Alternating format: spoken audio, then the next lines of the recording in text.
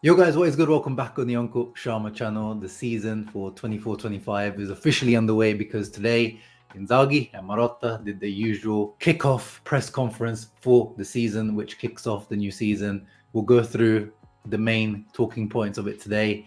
But before that, we got to talk about the big news that came just before the press conference happened, which is Simone Inzaghi's renewal up until 2026. The usual, only 1 year extra renewal that Inter have been doing. This is actually his third renewal since he came to Inter. Inzaghi seems to be a Marotta thing of just keeping it going, not giving really a long-term contract. But Inzaghi seems to be happy with it, and he signed, nice new deal for. They're talking about 6.5 million net. Nice salary increase. They're talking also about Scudetto, Champions League bonuses in there. Very, very much well deserved. So we have at least 2 more years of Inzaghi. But one key takeaway from Marotta's speech was that he said happy to renew him for 2026, but hopefully this is our relationship with Inzaghi will be much longer than that. And he said he feels that his cycle is not even halfway through, which is really, really good to hear that, they're really talking about long-term potential at Inter for Inzaghi. And Inzaghi, before we get into his words, he also admitted that there has been interest. There's been talk of interest from Saudi Arabia, a real concrete offer of, we know those guys offer a lot of money. They're talking about 18-20 million a year that he's rejected because he feels at home at Inter. He feels comfortable. He feels well valued. And he says he's not even listening to other offers. And there's also been talk of, offers from Premier League and stuff in the past as well. But we still have him, Simone Inzaghi. Yeah. Simone Inzaghi. Oh, and it's so good to see his face, right, guys? After suffering with Italy over the summer, it's been a month and a half, 2 months away from Inter. It's finally good to see Inzaghi's face again, his calming influence. And of course, the season kicks off. Inzaghi alluded to this. Tomorrow, the training starts on 13th of July, and then 17th, we have our usual pre-season El Clasico against Lugano, the team that we seem to play against every single pre-season. Then we got Pergolettese, Las Palmas, Pisa, Al Ittihad, and Chelsea, which I'm going to try to go to at Stamford Bridge on the 11th of August. It was supposed to be, the tour. There was supposed to be a Chinese pre-season tour, which fell through. I'm guessing that probably had to do with Zhang, Suning, etc. So it's going to be just a local, easier preseason, which is good, especially with this. We're going to have a very long season. Both Marotta and Inzaghi talks about it.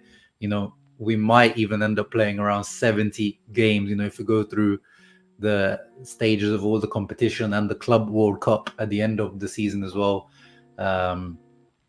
It's good that the players won't have to travel around, around the world and be jet lagged and just have a nice preseason, because the guys are coming back. A lot of the guys are going to come back very late. Inzaghi actually mentioned they've actually given the team an extra 3 days rest compared to previous seasons because of how intense last season was, and also how intense this season is going to be. So that was quite interesting. But let's get into some of the key takeaways from this, and shout out to Passione Inter, who the press conference was only an hour ago, and they seem to be the only channel where I found some not translated, but some of the transcripts already. So yeah, Marotta, the usual kind of stuff. Announced Inzaghi's contract renewal with the hope of continuing even further. As I said, I really like the fact that he said that. Little quick, note on Oak Tree. Immediately demonstrated the desire to keep Inter at the top of Italian and European football. They have guaranteed continuity in the management, and of course, they made him the president.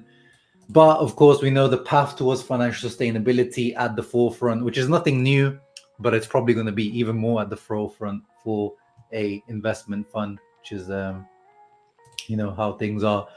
And then, again, a mention of that, almost 70 official matches if we go all the way. And Inter do want to go all the way in these things, aware of our strength, willing to continue the cycle of victories. We have built an even more competitive team, keeping the squad unchanged with new additions to provide even greater rotation, which is true up until now. We can't really moan about the Mercato up until now. Let's move on to Inzaghi's. Was asked a lot of questions. First question he was asked, last season he said it, and we knew that the obsession was second star, Scudetto, Scudetto. Even though some of you guys didn't like it ahead of the Champions League, but that was what it was. And that's the first question. Was last year you said the aim was the Scudetto. What's the aim this year? This time around, the answer was a little bit more, political, or like, a little bit more left to interpretation. He said the biggest challenge will be to improve on our work. We did something extraordinary last year. Last year, our big goal was the second star. This year, goal will be to make the fans happy, whatever that means to me. I don't know what you guys. This year, it's another Scudetto. And then, of course, with a little bit more focus now this year in the Champions League for sure. Last year, I didn't care. I don't think a lot of the people cared as well at Inter. But this year, maintain the Scudetto and go further in the Champions League and try to aim for that Club World Cup if possible. It's been 80 days since we won the Scudetto. On vacation, many fans were happy to see me. The second star belonged to everyone. We were a single body. We must beat this year too to repeat this great journey. Then he also talked about quickly about the Buchanan, and he actually learned how to say Buchanan's name. Last year he used to call him Buchanan. This year, or now, today he actually called him Buchanan. So that's good that he learned his name. He talked about, his injury, which, by the way, I haven't got a chance to talk about it. How bad. What a shame for Buchanan, man. This summer was going to be really his way. I didn't really have much hope for his Inter career, but if there was going to be, it was going to be this summer, working with Inzaghi, getting, integrated into the system. And unfortunately, if you don't know, he fractured or broke his tibia in his leg. So quite a serious injury, which he says, probably be absent until Christmas. So they will be looking to kind of replace him in some form of way. And then also what I like, we know Inzaghi is always very nice, and he never really fires shot at anyone. But he said, we have to remind the players, we have to be even more ferocious this year because, it's not easy to repeat yourself. And then he said, without forgetting what happened to Milan and Napoli, saying that both of those teams, after winning the Scudetto, completely fell off. I like that it was kind of almost like a little shot at them.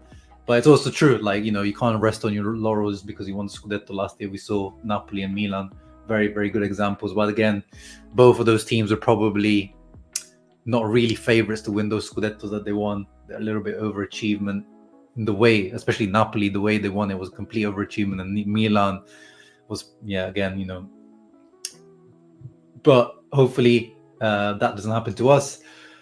Apart from Lautaro and Carboni, everyone's vacation, but as soon as they return, I remind them that those who have won the Scudetto in recent years have then had difficulties. I like that. Then he spoke, positively about, Conte, Fonseca coming in, opponents are getting stronger. We'll have to be ready, and of course, everyone's going to be looking at Inter, analyzing Inter even closer now. Spoke briefly about, obviously, Italy at the European Championships. Spoke to them. They were down in morale. And spoke positively about Spalletti. He probably doesn't deserve it. But yeah, nothing really to focus there. They asked him, is this the strongest interview I've ever had? He said, I'm asked this every year. The pitch will tell. We've made 3 excellent purchases. And he says, that Taremi, Zielinski, Martinez were all guys that he wanted. So that's a positive as well.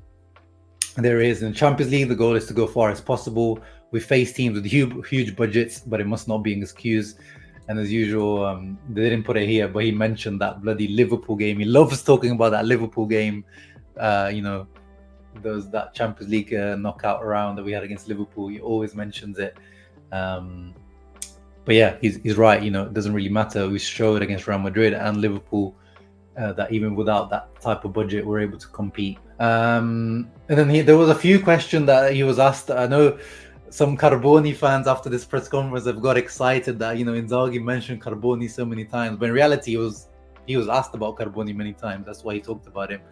But yeah, so they asked him about Carboni. He says, Carboni is a player who we've seen what he did at Monza. He's in the future of Inter, and I expect him to return in the best way possible. And then here, Zielinski, actually, he says he's the player who's played the most games in Serie A in recent season, excluding last season. I don't know what stat he's referring to. He's just referring to appearances in general. But yeah, he was a key up until last season. He was a very key player for Napoli, so he probably is referring to total appearances. Probably he has been in Italy for many years, great qualities, and we've been following Taremi for a long time. He impressed us in the Champions League. He fits in well with our game, and we chose Josep Martinez, and he knows that Sommer is there, and he'll give us a huge hand after 2 excellent seasons at Genoa. And I think here, let me see if in the original, oh no, actually it doesn't see, but he mentioned that Sommer is the starter. He mentioned that's what he said. So we kind of hinted that he's not. Well, we know that he's not going to be the starter, but he's there to challenge Sommer. And then one of the key questions that it's the Mercato rumors right now that are really hot around this position, which is the left centre-back position, because it's been rumored that Inter, to replace Buchanan, they're actually not looking for a wing-back. They're actually looking for a left centre-back because they want to use Augusto as a full-time left wing-back. He addressed that situation. He said, we will take a centre-back to replace Buchanan because we have Carlos Augusto, who I really like as a fifth, so as a wing-back. We want to go and take a useful player to be Bastoni's deputy. This urgency is there, but it doesn't make us lose sleep because we've seen in that role there are both Carlos Augusto and Acerbi. So my opinion on this situation is I don't really get why there's all this rumor and hype around this position, because we're talking about the Bastoni replacement. Like, Bastoni pretty much plays all the game, apart from when he has his viral issues and flu-like symptoms that he pulls out of games 1 or 2 times a season. But this backup to Bastoni, how many games is he really going to play? That's why Hermoso on a free transfer, yes, is a nice name, but that's if you are selling Acerbi or De Vrij, which there are rumors that there's some interest from Saudi Arabia for De Vrij, and you're able to sell him for 10-15 million euros, because Hermoso is wanting, they're talking about 5 million net a season, his requests. There's also rumors that he's lowered his requests now as well, but let's say it's 4 even. That's 8 million just on salaries. He's a free agent. There's going to be some commission. It's a hefty investment for what we're talking about, potentially just a backup. If Acerbi and De Vrij are sold, then it makes sense to get someone like Hermoso. I know there's been a bit of moans about, why is Ricardo Rodriguez linked to us instead of Hermoso, like guys like that. Ricardo Rodriguez is talking about a 1-year contract, earning around 1.5-2 million max. If you're looking for a backup that already can play a left centre back of a 3 for Torino, for Switzerland at a good level, not a sexy name, but as a backup, that's a smart name. Whether that will happen or not, we'll see. They're talking about that Oak Tree would prefer younger profiles. Why not? That's one thing that maybe, I don't know if Marotta and Inzaghi like, but it's not the end of the world if those are the kind of things that Oak Tree are asking for. Have a bit of younger profiles in the squad. They asked him about Dumfries, and again he reiterated, he talked about this a couple of times last year, that he had actually some injury problems that affected his performances after December, because he did have a very good season up until December, as he says here. But yeah, the Euros, he had a pretty good Euros, as he always does with the Netherlands. He's always good for them, apart from maybe in the semi-final against England. And then he talked about how important are the backup guys like Frattesi and Augusto, who did very well, that he needs to rotate very well. Someone asked him, can Bastoni play in the middle of the 3? He kind of rejected that. He says, we have Acerbi and De Vrij there, Bastoni will always play on the left. Then he talked about feeling appreciated and why he kind of renewed. Hermoso, here he is, he kind of admitted that all the names that have come out in the media, we are interested in all of these, but we'll see, in terms of finding the right player. Again, mentioned some of the backups like Bissek, Aslani, Frattesi, that maybe can have more space this year. I'm definitely looking at Frattesi now this year. He needs to definitely step up. I gave him last year to just kind of adapt to things. And Bissek as well, my opinion on this left centre-back position is Bissek can play left centre-back because that's the position he played for Aarhus in Denmark. Carlos Augusto, we know, can play there. Darmian can play there, as we know, but Acerbi can play there. To me, it's not really particularly a priority.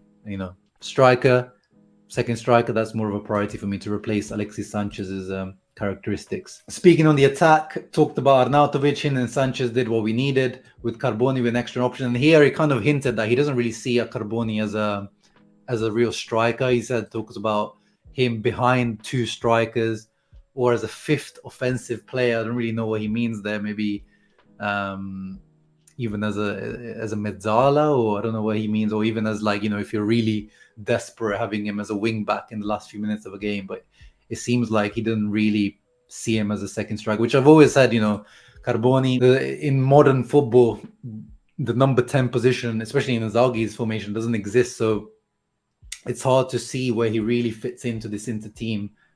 So I think most likely he will be sold, as rumors of Marseille. But he did say he appreciates his kind of 1v1 ability. And then there was a final remark on Juve. But yeah, overall, as always, Inzaghi keeping it light, keeping it positive, keeping the gentlemanly vibes going. But it's making me excited for the new season. The new training kits and stuff was released recently. They look really, really nice. Let's see. The rumors of the new official, playing kits are not exciting fans, but let's see. Let's wait for them to actually come out before we judge them. Probably going to buy them anyway.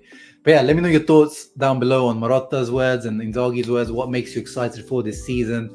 Anything to talk about? Let me know. Carboni, what do you think?